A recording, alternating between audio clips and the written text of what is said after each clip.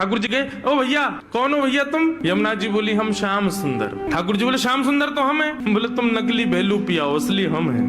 बोले, ऐसे कैसे? तुम पे बंशी बजानी आवे? देखो मैं बंशी बजा के दिखाऊं। ठाकुर जी ने बंशी बजाई, उससे बढ़िया यमुना जी ने बजा दी। बोले, मेरे पास काली कमली, तुम्हारे पास है? यमुना जी ने अपनी काली कमली दिखा दी। सब प्रकार से ठाकुर जी अपनी वस्तु दिखावें और यमुना जी उसको प्रस्तुत करें। बोले, अब कैसे सिद्ध हो कि असली श्याम सुंदर कौन है? यमुना जी बोली, मैं एक टेर बजाऊंगा, यदि मेरी टेर सुन के राधा रानी बगल में आके खड़ी है गई तो समझो वही असली श्याम सुंदर। जाके बगल में किशोरी जी आके खड़ी हूं। अब ठाकुर जी बोले, हम तो मान करके बैठे, हमारे बगल में तो आएंगी नहीं, वो इन्हीं के बगल में आएंगी। जैसे ही टेर बजाई, श्री जी आने लगी। ठाकुर जी दौड़ करके गए श्री जी के चरणों में। आप मैं असली श्याम सुंदर, मेरे बगल में, मैं कभी मान नहीं करूंगा, आज के बाद आप मेरे बगल में बैठ जाओ, एक बार सिद्ध कर दो। श्री जी बोली, कौन कौन कहां से आ जाते हैं नकली लोग? असली श्याम सुंदर तो वो है। श्री जी गई और श्री यमुना जी के बगल में जाके खड़ी हो गई। अब तो सब गोपियां उन्हीं के चंवर डुरावे, उन्हीं पे इत्र छिड़कावे, उन्हीं पे गुलाब जल अर्पित करें, सिंहासन पे उन्हीं को बैठावे, उन्हीं को भोग लगावे और दूर करे श्याम सुंदर रो में। बोले, मैं हूं असली श्याम सुंदर, जे कहां से नकली आ गए हो? जैसे ही श्याम सुंदर